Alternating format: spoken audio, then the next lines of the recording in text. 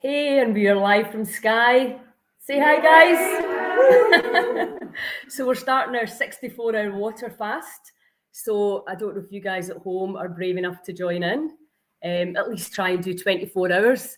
If you can't do the whole 62 with us, fasting. And I'm going to be talking to these guys about the power of fasting. It's an absolute no-brainer. Why would you fast? Can anybody shout out a reason why you would fast? Reset. For a reset, yep. Save money. Save money. That's an absolutely brilliant reason. Anything else? Heal your gut and your skin, absolutely. To heal a lot of things. Anything else? To heal, yeah. Breaking addictions to food, constant eating. Breaking addictions to food, yeah, absolutely brilliant. Yep. Anything else? Cellular regeneration. Cellular regeneration, yep. Regulate hormones. Yes, absolutely. Regulate hormones. Blood sugar, huge issue these days for lots of people. So yeah, we've got loads of reasons why we should do it. So I'm just going to give you a very basic outline around fasting and ketosis and autophagy, which is really what we're going for and why we're doing it. So basically the body, and I'm keeping this very basic and simple, there's two fuels the body will burn, glucose or ketones. That's the two main fuels. And most of us are burning glucose all the time, carbs, because our diet is pretty heavy in carbs. And when we're all different in this, when you start to cut the carbs back, you can then switch to running on ketones. Now, you must have heard about the ketogenic diet. It's got a huge amount of benefits for a lot of people. So why would we want to do that? Because when we switch onto burning ketones, we start to burn fat. Now, the fat that we have in the West, so-called developed world, is very often toxic. It's the body has stored the fat. When you're eating a lot, like you go to Africa and the people are very well built, let's say, that's stored energy. But in the West, it's not usually that. It's the body has made cells to put away the stuff that it cannot digest. Are you with me? So when you switch from burning glucose to burning ketones, you'll start to burn all that away really quite quickly. And of course, nobody in here said the other reason you might do it is for weight loss. And a lot of people do it for that, and maybe not so much 3-day fasting, but certainly intermittent fasting.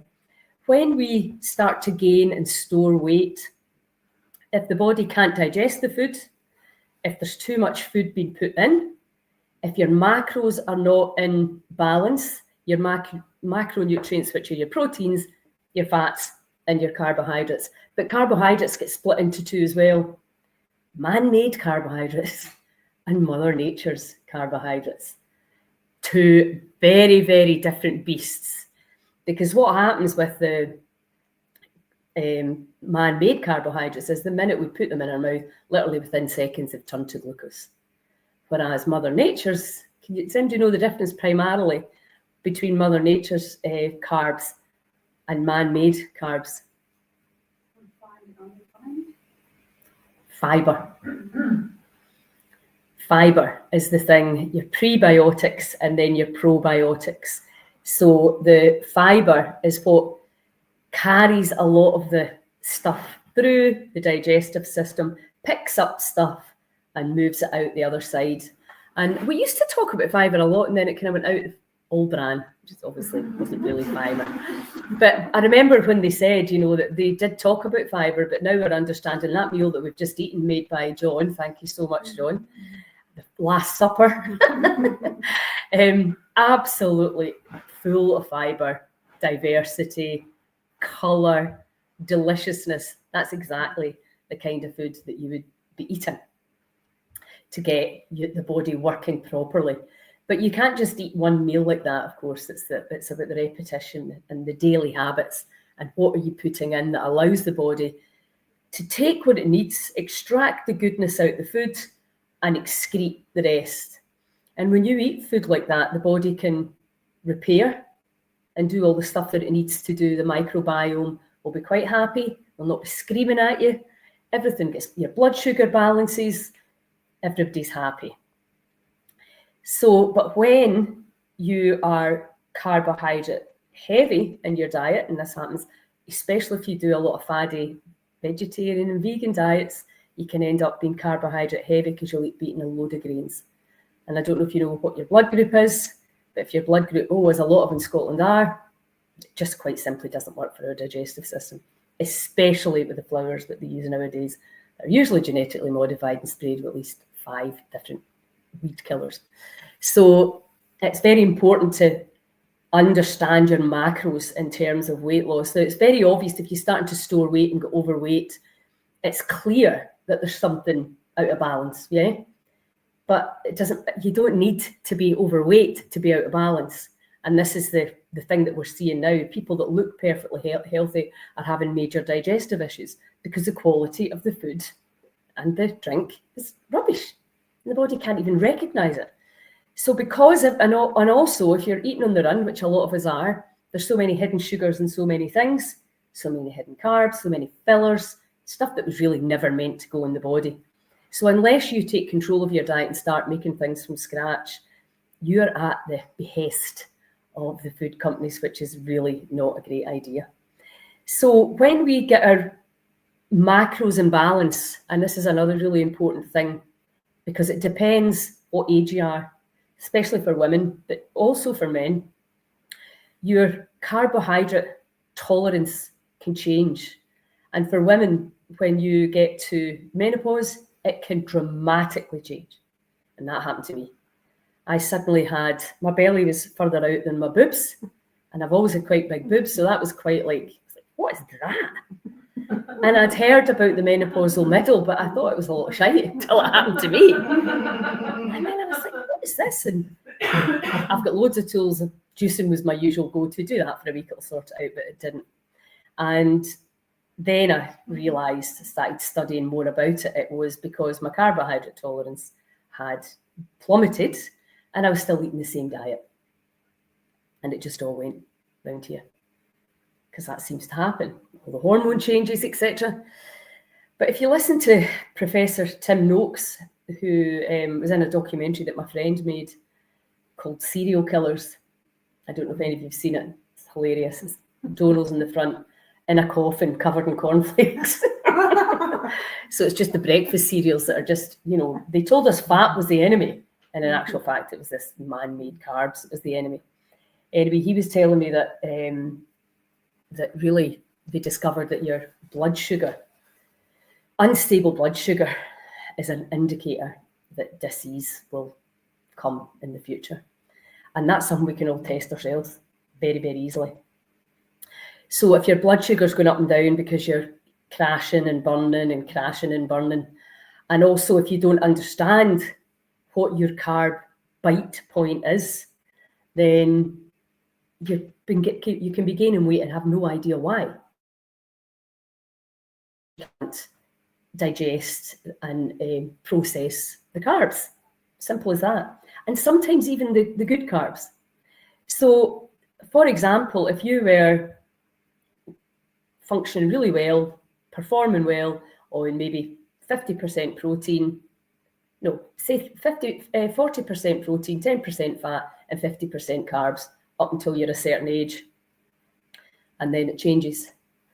And instead of 50% carbs, it's 18%. This is how finite this measurement is. And you're eating 20, you think I need to cut down my carbs, and you cut them down to 20. You're still not going to get the result. You have to get it below what he calls your bite point. And like we were talking about earlier, you can measure your macros. It's a pain in the arse. I just cut them right down and then build them in again. There's different ways to do it. There's no way I'm going to be measuring stuff. So cutting it right down, and then if the weight starts to fall off, you know you're under your bite point. And if you're still storing and gaining, then you're in probably in serious trouble in terms of carbs. You might have to cut them right down. But we also know you can introduce them again. So you can change the insulin resistance by taking it right out and then just gently, body's genius, it'll learn.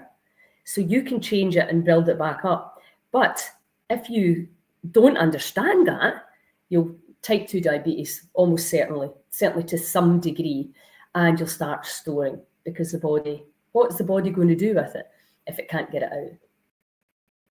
It just makes another cell, and that's how we end up expanding in the wrong ways. So when it comes to fasting and the ketogenic diet, you can get the results from fasting while eating, and that's obviously attracts a lot of people to it. In a normal world where we got good food, our government ensured that the food that we got was great and healthy, etc., you would be eating a perfect balance of carbs, proteins, and fats. But we're not there right now. People have got massive gut dysbiosis. We're seeing fungus at quite alarming rates in the digestive system. Worms, parasites, we all travel, foreign travel. You're going to be picking stuff up that you aren't meant to.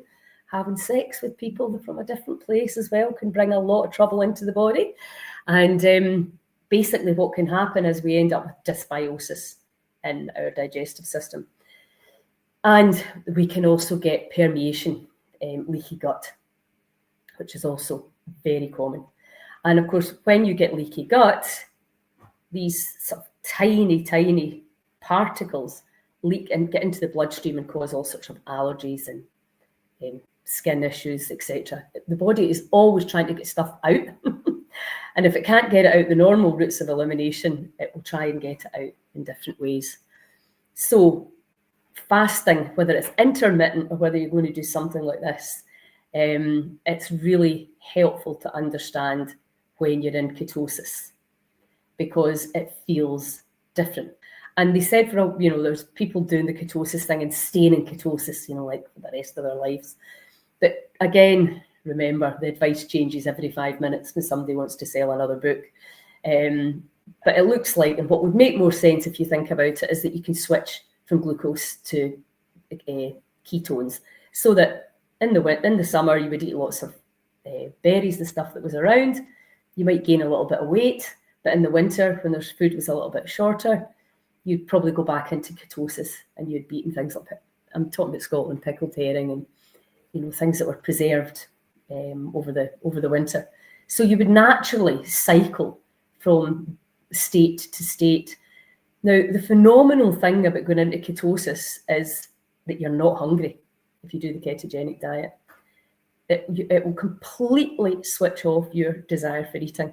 And that can happen when you're fasting as well. It might not, but it might. So the main thing about fasting is the mind, the idea of not having food for a few days. And as John says, you save money, it is free. And what I know from years, decades of working with clients in nutrition, it bores me to death because everybody knows what not to eat, don't you? Certainly everybody in here. So it's like, really? You need to go to a nutritionist to tell you to eat real food? You might need to go and learn to cook. But most people know the difference between junk food and food, don't we? Mm-hmm. So that's when it becomes a matter for the mind. So always having a very strong reason. The main reason I'm so behind, I love all things that are free for Heal Scotland, because I do not like promoting things that I think some people might not be able to afford. And I genuinely, from my heart, believe that we don't have to pay to get well. I just don't think if there is a God or a creator, they would have worked it out like that. Mm-hmm. So all the stuff that we promote is either a spend shift or it's free. Nature has no agenda. It's not wanting to sleep with you. It's not wanting to make money from you. It doesn't want to steal your best friend. There is no agenda there. It just is. And when we start to realise one of the reasons a lot of us are getting sick, apart from the breakdown of our communities and ludicrous working hours, etc., is our disconnection from the field. So when you think about the field of light and all the things that are in nature, which have all have a frequency and a vibration, and we'll go into that more tomorrow. And this body is designed to interact with that. Natural light will balance your hormones all by itself without you having to worry about a thing. But are we getting enough natural light in Scotland? No. And even if it is nice, you're probably working inside. And then we've got the clothes that we wear when we're outside, and then we've got terrified us of the sun. I mean, that's hilarious as well. Rubbing that poisonous gunk into your skin and cutting off the rays of the sun that are meant to travel through the body and balance your hormones. Vitamin D, which is a hormone, that's where you're meant to get it, from the light. And then glasses, contacts, sunglasses, because you look really cool. The most stupid thing you could ever do. Now, I'm not saying go out in the sun all day without sunglasses. But your eyes are designed to bring in the light, and it hits the pineal gland. We're connected to all that stuff. And we're actively, and then sun hats. I mean, it's just crazy. And then, so we come out of the place where we get charged into a house, and we put Wi-Fi, lighting, all the stuff. We all know about the furnishings and the off-gassing from that, all the toxic cleaners that we've got in our house. It's actually a miracle we're all still alive. So there's certain things that we can do that just minimize this, because trust me, when I did my nutrition course, I actually became like mentally ill because I was so obsessed about the toxins everywhere. And that doesn't help anyone. We just have to work with what we've got. And this is the other brilliant thing about fasting. So even if you chuck in a wee 24 hours or even at 18 hours once a week, the body will just clean all that crap that you've put in out. And from our very first intermittent fasting challenge, which was 3 years ago with Heal Scotland, I was blown away by the people that wrote to me, because I was like, I've spent all this time telling people what to eat and not when to eat. And what's easier? Of course it is. So there's one thing, only one thing. You don't have to write to me about 20 times saying, can I eat this? Can I eat this? Can I eat this? No. Just do this one thing. Don't eat 3 hours before you go to bed. That's it. And an hour after you get up in the morning. But most people can do that pretty easily. So, and why is that? Because 80% of our daily energy, which is a lot, especially if you've not got a lot of energy, it goes on digesting your food. So imagine that leaves you with 20% to do all the other fun things, hike up the waterfall, all that stuff. Now imagine if you're not digesting the food well, you're low in enzymes, you maybe get fungus, maybe the gut's leaking out a little bit, maybe you're eating the wrong food. How much energy is it going to take then? And then you start to get bloating. Then you start to get fatigue. You're on the live. And then you start to get foggy head, foggy thinking. Have you ever had these symptoms? You maybe even get discomfort in the gut because the digestive system's not working properly and it's stealing from the 20%. And this is why people that eat well eat a load of food. The girls in my salon used to say, how you eat so much and you're so thin? I was like, because I'm eating the right foods. When I did the Gerson therapy, it's only fruit and veg you could eat. You could have 3,500 calories a day. You could eat as much as you wanted as long as you just ate the food you were told. So it's actually not about the quantity. It's about very often the combinations. The Gerson, you have no fat. You start mixing the fats and the sugars, that's when you can cause problems in the digestive system. But it's not the quantity of food you're eating, it's what you're eating, and it's your percentages of macros. Is everybody with me so far? Yeah? So when we intermittent fasting, can't recommend it highly enough. We're living in a world where they've polluted everything. You can't even buy, it's called organic food when it's actually just real food. You know, we're getting back now to our farms and all that kind of stuff. But even the water, like what is in the water that we're getting? What's in the air? What are they spraying around? What's in the soil? It's just all crazy, isn't it? And then we wonder why we're not feeling that great, a little bit tired, inside all day. So really fasting, you just have to do it. I just cannot see any other way to get the benefits that you're going to get. And I'm not going to tell you what happens after so many hours because it really varies drastically. And I'm talking about all the personal experience. My daughter's 20 years younger than me. Her carbohydrate tolerance is way higher than mine. And she also goes into ketosis far faster. Now, that could be an age thing, I don't know, because we only started measuring it in the last 10 years. But what I'm saying is I know that it takes me longer to get in. So if I start telling you, oh, you'll be in 12 hours and then you'll be doing this in 48 hours, it may work like that, but it may not. But you'll start to feel it. Now, you can start to feel pretty crap when you fast. So just be warned about that. You might not. But what kind of detox symptoms do you think you could experience? Headaches. Yeah, that's the most kind of common one. What else? Nausea. Sorry? Dizziness. Why, I nearly fainted the last time. In a good way, I was like, oh. Anything else? Sorry? Flu-like symptoms, yes, Fatigue. Wide awake. Wired. Sweaty. All of that is, why is that happening? Why are all these things happening? Because you're letting the body breathe, basically.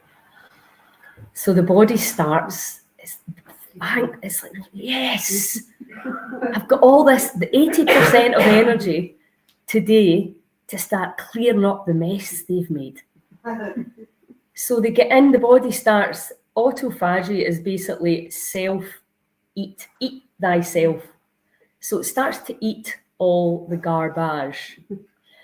And that can be, and here's where dry fasting can be a little bit different, because with water fasting, you're flushing everything through. And it'll be interesting to see how much water you want to drink, because everybody's a bit different. I think everybody thinks they're going to drink loads of water because they're going to use that instead of their food. But you'll be surprised that you might not really be that thirsty, or you may use some warm water to put the feeling of emptiness away. But you'll be surprised. I'm very interested to see how you feel, and also doing it in this phenomenal setting with so many other people. And we're going to be learning so many things and doing so many things that, we're going to be distracted from what the body's doing. We're also going to be doing things that are going to really assist the body to let go. Because what we're trying to do is get stuff that's in, out. Yeah? Because why do we get sick? Because we've got too much toxicity and we've not got enough nutrition. Simple as that. There's loads of other reasons, but I'm talking on the very basic physical level. So when you use something like the Gerson therapy for looking at stage 4 cancer, you're flooding the body with nutrition and you're getting rid of all the toxicity. And that's really what you can do fasting for free. And there's so many different ways you can carry it on. I think I heard you, Heather, saying you go under is it 800 calories a day, a couple of days a week? That's a very powerful way as well to do it. And obviously the 16-8, or a version of that, is really easy to do it. You can throw in a 24-hour one. You create a new habit. It's such a no-brainer when you fully understand it, because it's like putting your bin out. What happens is when you start to maybe go, I'm a bit tired, got a bit of a rash there, a bit of bloating, I'm putting on a wee bit of weight, but you just ignore it, ignore it, and then it's like, oh, something's, because we've just ignored all the warning signs. You ever done that? Instead of going, actually, my body has been communicating for a long time, and it communicates in the language of what? How does the body communicate? Feelings. Yeah, and maybe you'll get, it's interesting that when we did the last Goddess gathering, 2 women there said, a voice in their head said, you've got cancer. I thought that was crazy. they were asking, what's wrong with you? They knew something was wrong, and they heard the voice saying. And with Kelly Turner's research, she wrote the book Radical Remissions on the 9 top things that everybody did who defied the odds, i.e. were told they were going to die but didn't. And these people took conventional treatment, did both, or took no treatment. So it was everybody across the board. And the one thing that really surprised them, regardless of age, sex, or race, was they said they listened to the voice in their head. Where does that voice come from? And do you trust the information that's coming through you? Or do you think, oh, I better do what they say? Because that's what we do, isn't it? We give our power away. So you're going to experience a clarity over the next few days. We're going to be breathing. We're going to be letting go.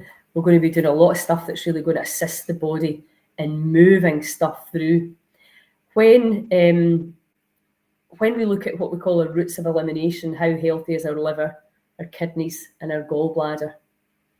So what can happen if you start to flush a lot with fresh juice, for example, is that you can start to feel pretty crap very quickly because the body can't filter the toxins quickly enough.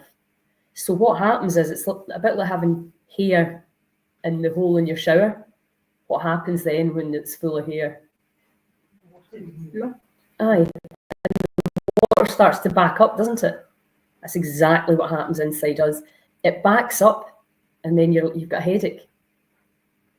And then the body's like, how am I going to get this out? Oh, I feel a bit sick, because the body's like, maybe we can get it out this way. Start to get a bit sweaty. Maybe we can expel it through the skin. I mean, how genius is this? And then maybe you get diarrhea, because the body's like, I know how to get it out. Let's just get it out that way. So the body this is the crazy thing, is the intelligence that you are, that we are, and how we've just been looking at it from such an outdated model of physics. And that's really what you're going to be learning over the next few days, is the unbelievable intelligence within the human body and within every single cell. It's all there. I mean, it's just bonkers. And the more, I mean, we in the West needed science to tell us, oh yes, dancing's good for you, singing's good for you, hugging's good for you, because that's how much power we've given away. We actually need science to tell us what's good for us, because we can't even trust and go, how do you feel? I feel great. You're not great. Do you see what I mean? It's mental. So what we're going to be spending a few days doing, and we'll be going live, guys, you guys can join in, is looking at what the body actually is. It's a complete paradigm shift on what the body is, how information travels through the body on the electromagnetic spectrum of light, and how we can look at our organs in a very different way, how they've all got a colour, a sound, a key, and how you'll be able to see it in the technology, and how we can do really simple, fun things to move our own energy. And instead, it was so interesting. And still sometimes I've got to catch myself with this. If you think, oh, like the other day, I thought, am I getting a cold? Well, I got a cold. And I'd my sinuses, and I immediately started thinking, what if it gets worse? And I'm like, you know what to do with this. Some hydrogen peroxide, a couple of enemas, and you'll be fine. And sure enough, within a couple of days, it's lifted. Whereas the default is to what? Go to the chemist and go in and get something to fix you, instead of actually understanding what's going on. Why is my body exhibiting in the sinuses? There's a low-grade infection there. So once you start to understand all that, you can just take control of it yourself. So is anybody got any questions around that? Just a curiosity question. When you said enema, what is that? Are you talking water enema or a coffee? Coffee enemas. When you do the Gerson therapy, you do 4 coffee enemas a day, because you're putting 2.5 litres of fresh juice through your body. And you imagine the liver's just like that. That's far too much. So you put the coffee in, and the coffee opens the bile duct and supports the liver to clear the toxicity. And it's really important to do that because you can get very unwell, especially if you're breaking down tumours. You could make yourself quite sick if you weren't detoxing at a pace that the body can handle. Does that make sense? Have you ever done an enema? I've done it once, and I put my dad doing it. Brilliant. Brilliant. Yeah, so enemas, people don't like to talk about things like enemas. That's because they've not done them. It's just such a phenomenal release. And again, when Max Gerson created the what is now famous as the Gerson therapy, food was grown in soil that was pretty nutrient dense, and he realised that he could heal people very quickly, as I say, just flooding the body with juice and helping the liver, to deal with the toxicity. And then as time went on, the food had less and less nutrition in it, so people were taking longer to heal. And he was a doctor, he was measuring it all in his hospital, and that was like 100 years ago he noticed that. It was early, in 1930 he started. In 1950, 1960, he was starting to see that, people were taking longer to heal. Now, Dr. Brian Clements, who runs the Hippocrates Institute, which is another phenomenal, but it's extortionate to go there. Gerson, they give you away, they give you all the information, they've got a brilliant group. It costs to do it. Obviously, you're looking at 2.5 litres of fresh juice a day, organic. But they give you all the information for free. Brian Clements said he reckons if Mark Gerson was still alive, he would have taken the coffee enemas out. But I'm not sure that's true, because doing them myself, I know how much better you feel. And if you feel better, you'll make better choices, So there definitely is a part. But again, like everything in the internet, you Google it, oh, don't do that, that's dangerous, so do this. And it's like, so that's when it becomes a bit of a minefield. And that's where you come in and tapping in and think, does this feel right for me to do? Does this feel right for this body at this time? Because as we walk through this journey of life, we have all these different experiences. We have a lot of stress through our relationships, maybe with our parents, maybe with our children, maybe with our partner, maybe with our work colleagues, etc. So the body's got different needs as we walk through life. And as you get older, it's a simple case. You've been on the planet longer, you're more toxic.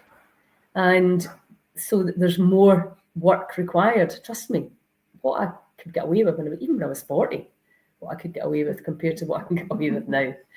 It's just a fact of life. It's a bit like if you've had your washing machine for 60 years, it's probably not going to be the same model as you can buy in the shop today. But having said that, and I'm telling you about my aunt, I'm learning more and looking around in my community at the people that are there, and I'm just thinking, it's the community. Knowing people in your community and looking after each other and having that family around you, it's so, so powerful. I mean, not everybody wants to be around a family, let's face it, but you can choose your family. I chose John, he's my family. He's my Skye son. So, yeah, it's much, much more than just food. But unfortunately, we're getting poisoned by a lot of the food we're eating. And but worse than that, we're destroying the digestive system. And and fizzy juice, oh my God, that is my absolute, it should be banned. And I'm sure one day it will be banned. They're linking it to all sorts of autoimmune chronic disease. You know yourself, you pour Diet Coke in a bath, it takes all the stains off. What is it doing in your digestive system? And it's usually when people are, and my son and I used to have a gym, and people would be drinking 2 litres of that a day and then wondering why they were sick. It's really quite interesting to, as soon as we used to laugh at the food junkies because they write everything down and then we'd be like, what? You've got to be kidding. Because it's interesting what people think is healthy and all right. And, you might not be thinking about what you drink when you're thinking about your diet. But there's certain things in it when it comes to fungus and candida, etc., and alcohol. Fermented alcohols like wine and beer, which I love, are much, much worse. Because they feed, sorry. Sorry for the bad news. But here's the thing as well, there's polyphenols in red wine. And if there's really good quality beer, which, oh my God, that you beer, like it? oh, he loved it.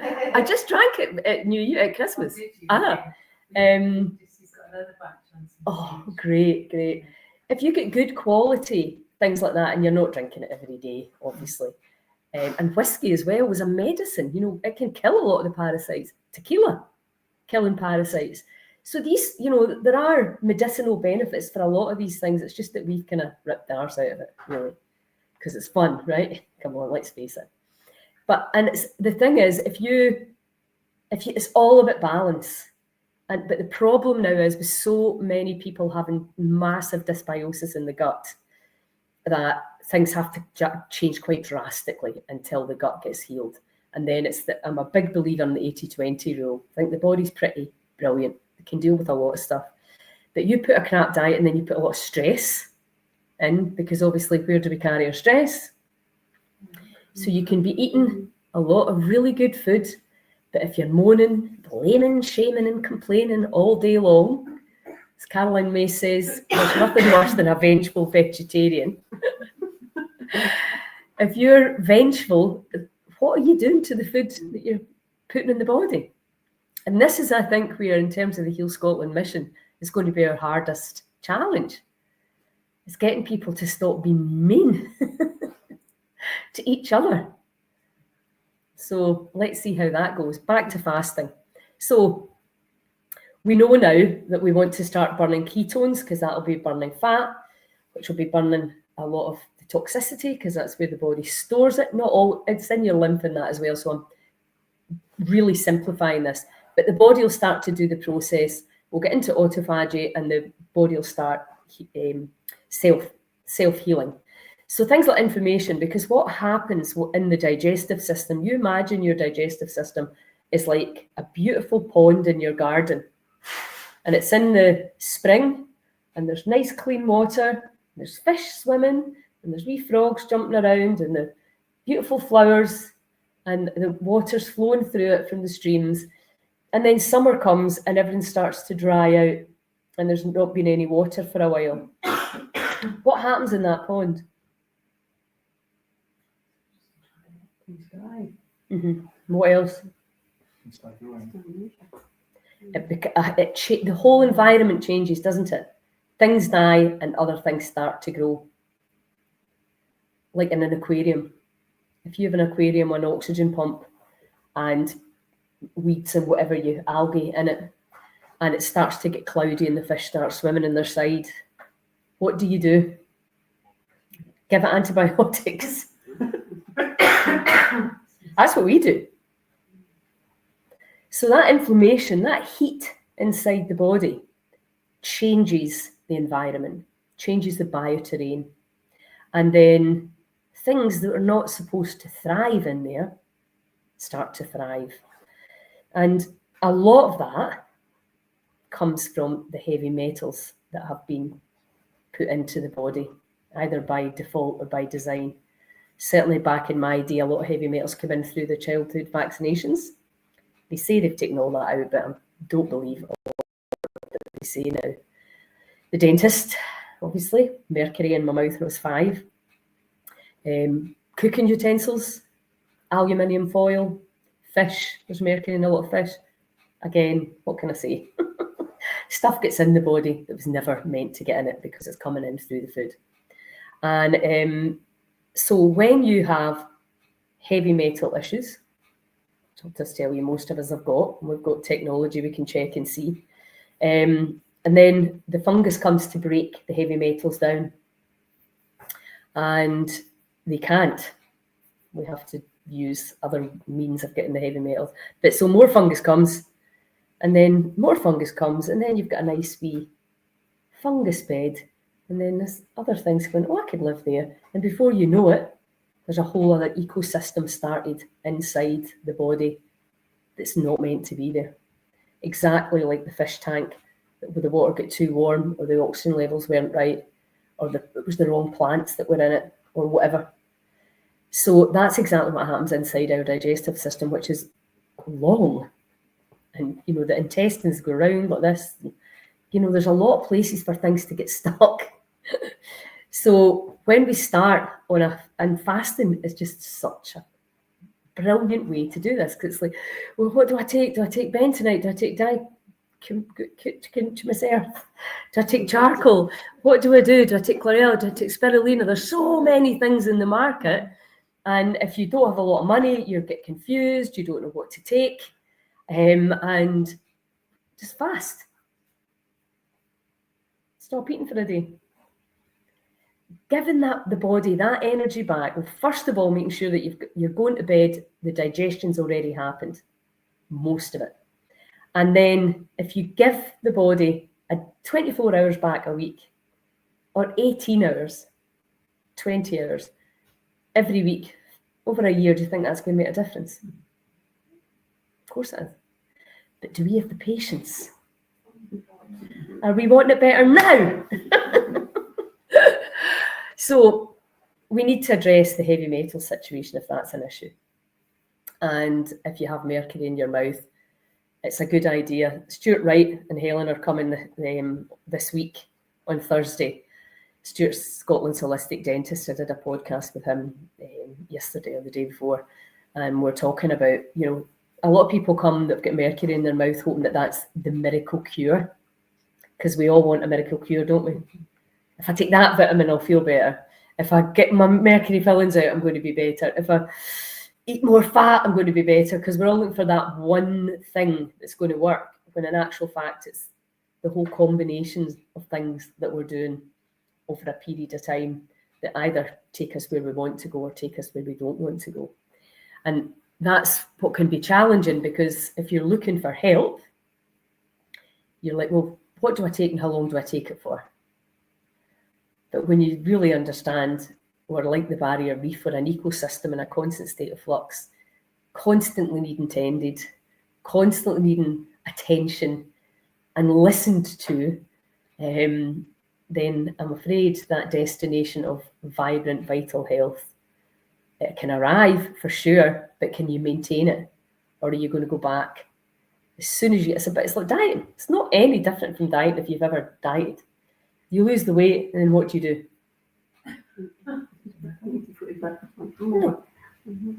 So there seems to be a thing around 2 years. If the body stays a certain way for 2 years, it then thinks, right, this is the way I'm meant to be. So you're more likely to be able to maintain that. But you've probably, after 2 years, gained much healthier habits. And this is really what it all comes down to. If there was a pill, and I wish there was, nobody's lazier than me. I would love to take a pill and be healthy again. But it's just simply not like that.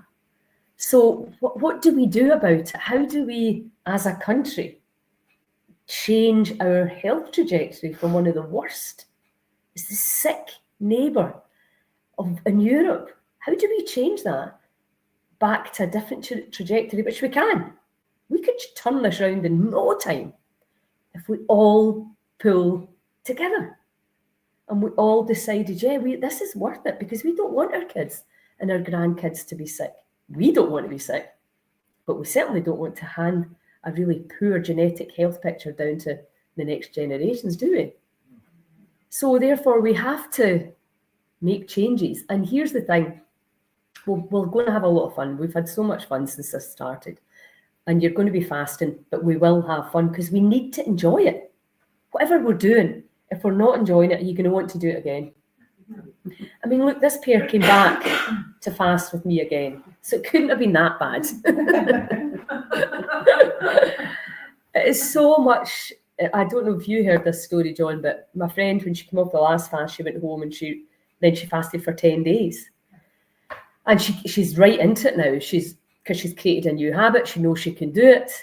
Psychologically, what I do is I just say, right, I'm going to do it on that date. And then by the time that date comes, that's just what I'm doing.